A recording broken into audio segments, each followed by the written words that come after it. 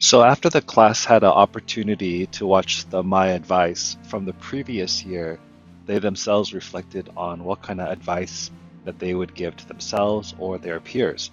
And so as I'm looking at the discussion board, so many wonderful insights coming, and I thought I'd highlight a couple. Here's one. The best way to combat this is by getting your work done early.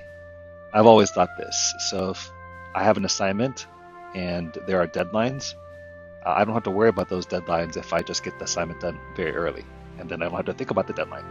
So that is really great advice. Here's another one. The advice I give to others and myself is don't regret what you didn't do, just do it. I don't know if you've ever had that experience where you put off, procrastinated, forgot, and then it ended up just not getting done. And then you regretted it because it impacted you negatively in some way. So yeah, just do it and feel good about what you've done. Good advice. Another piece of advice was just like working out, it's hard to start the workout, but when you finish, you don't regret it.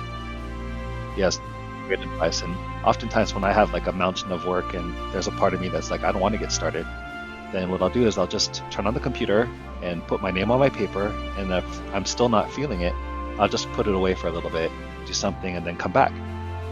Rather than just not thinking about it and then putting it off and continually putting it off. But getting very close to getting started actually helps me to finish that work as well. So that's really great advice.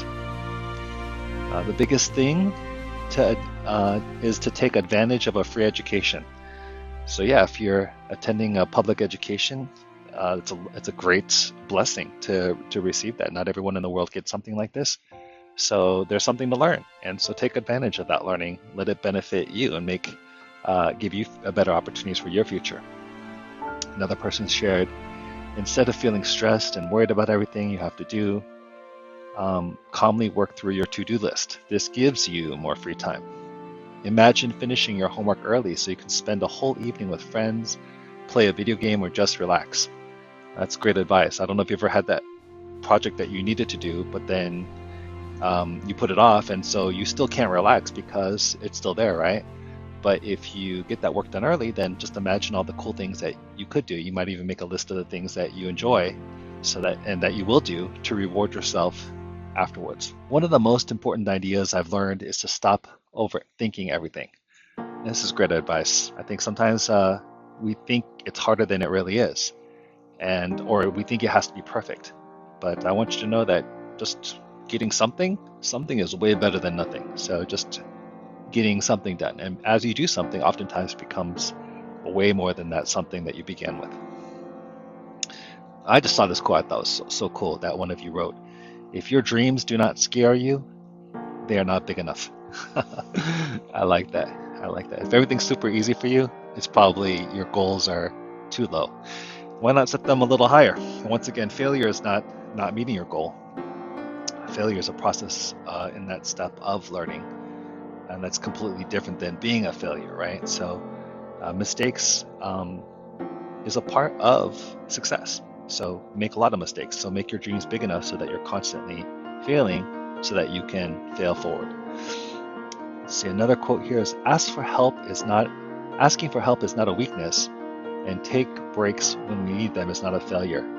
That's really wise. Whether it's your peers that you ask or myself, asking for help, it's not a weakness. So ask. And in fact, in class, you'll see a hashtag that I have, ask me a question.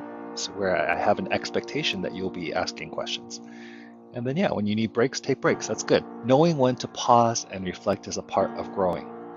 And that's true. And that's one reason why I don't give one assignment after another, without taking the moment to pause and reflect. And a lot of our discussion posts and journal writing give a lot of opportunity to pause and reflect. And especially for this class where we're working on ethnography and you're talking about your story, it's a really great opportunity to pause before the next season of your life where it could look a lot different than what it is now. So what is it that you're supposed to take away from this season? After watching the My Advice video from previous students, I realized the class is much more involved than I would expect from an online class, which will keep me engaged and really make me feel like I'm taking something away from the experience. Yes, there's definitely the content that will be there, but a big part of the curriculum is actually one another. So that engagement, the discussion posts, the videos, the vlogs, all that stuff is a part of the learning and includes engagement with one another. Another person wrote, making a little progress every day is a great way to stay consistent with every week's assignment. Yes, if you think you have to do everything all at once, it can be overwhelming. I can see how that could be the case, but just, hey, just do a little bit, next day a little bit, and then the next day a little bit, and before you know it, you're way further along than you thought you were. What you don't want to do is, because it's stressful, putting it off and then putting it off some more, and then it really becomes something big that you have to take care of. And lastly, last person wrote, each experience is unique and deserves to be told. As Korean American ethnic studies students, it's our priority to listen and emphasize with these stories. So I agree. A big part of this course is, yes, there's going to be a content, but a big piece of it is actually listening to one another, highlighting others, sharing others what resonates with you and their own stories. And it sounds like as you listen to the advice from the previous class, you had some great advice for yourself and for your peers. So thank you for your reflection and looking forward to seeing you in class.